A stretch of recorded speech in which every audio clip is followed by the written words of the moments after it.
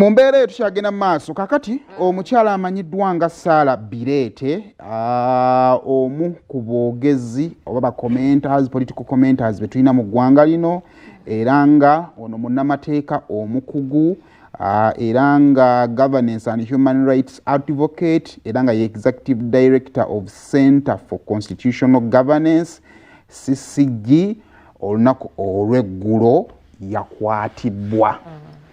Sarah Birete ono alabiddwako emirundi mingi ng'akomentinga ku bintu by'oyinza okulowooza nti tebitambula bulungi nawe by'obeereyo ggwanga naddala mu kalulu kano. Era agozesa nnyo ebiriwo n'ebyaliwo ssaako n'amateeka kye gagamba.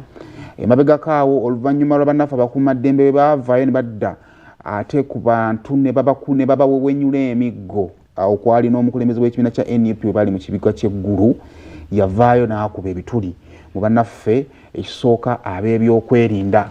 Yavaayo n'asaba omukulu akulira akakiiko k'ebyokulonda be Abakama okuvaayo okunnyonnyola ddi poliisi lweremererwa okuba nga ate ewanirira akalulu ate bwetyo n'esaba amagye okuba nga gakola ki gayingiramu. Era bw'atyo n'atujjukiza emirundi egiwerako bakyamani b'obukiiko bw'ebyokulonda bwe balabye ng'ebintu tebitambula nga bwe birina kutambula ne bavaayo ne bakozesa amaanyi agabaweebwa ssemateeka okubaako kibakola ki kibakola.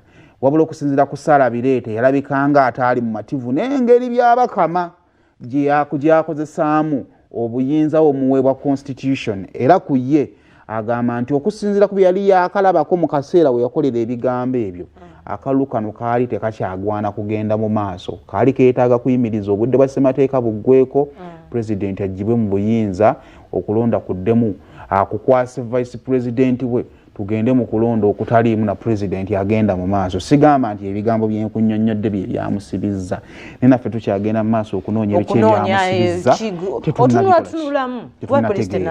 kakati okusinziira kwayogerera poliisi mu Kampala Metropolitan omukyala amanyiddwa nga Rachel Kawala ng'ayita ku mukutu gwe ogwa X yavuddeyo n'akakasa nti omukyala ono kituufu yabadde akwatibbwa saako n'omukulu amanyiddwa nga ASP Kituma Lusoke SCP Kituma Lusoke yavuddeyo naye n'akakasa nti kituufu Sarah Birete yabadde akwatibwa era nga mu kaseera katono agenda kuba nga aleetebwa mu kkooti okusobola okuba nga ate avunaanibwa emisango.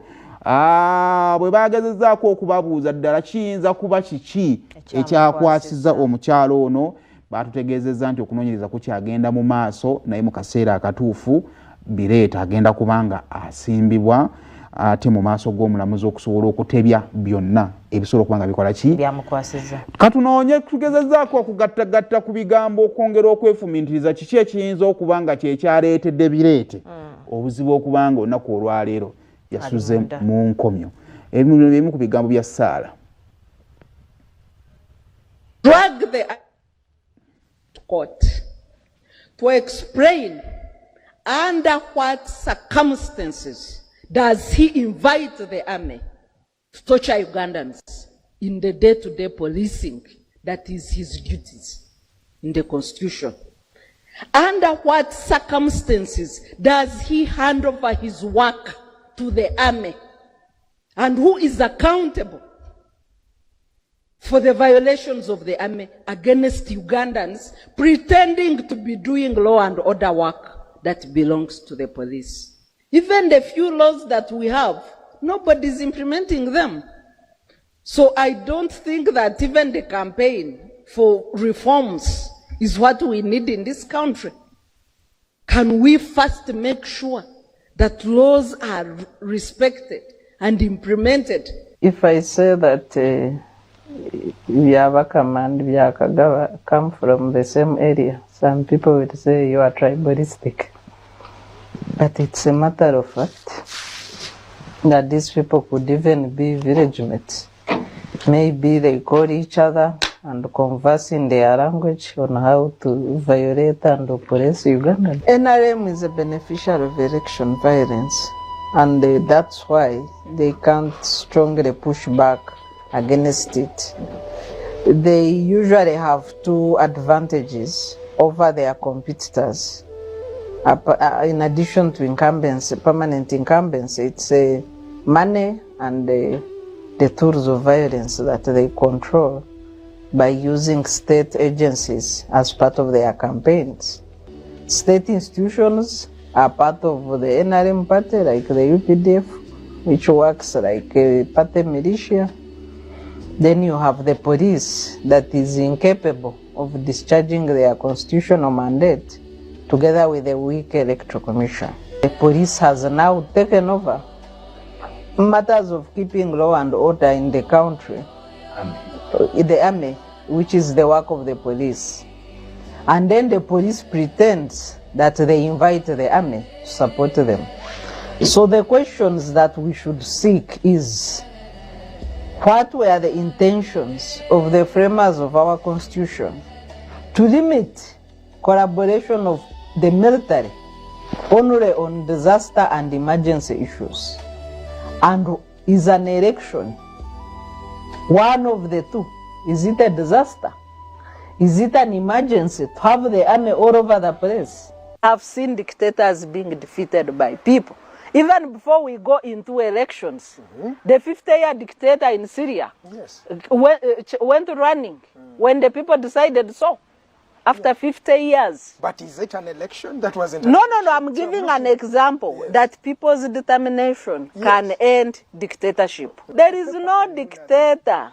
If a paper cannot take him out to let him stay in his bed, everybody knows him, everybody knows what he's capable of. One, if he's popular, or if a paper cannot take him out, why is he engaged in other campaigns? He spent a whole year before Christmas running all over the country under the guise of supervising PDM. You think he was supervising 100 million PDM? He's in other campaigns. If a paper cannot take him out of power, let him stay in his bed sleeping, and we see. Participate at every level.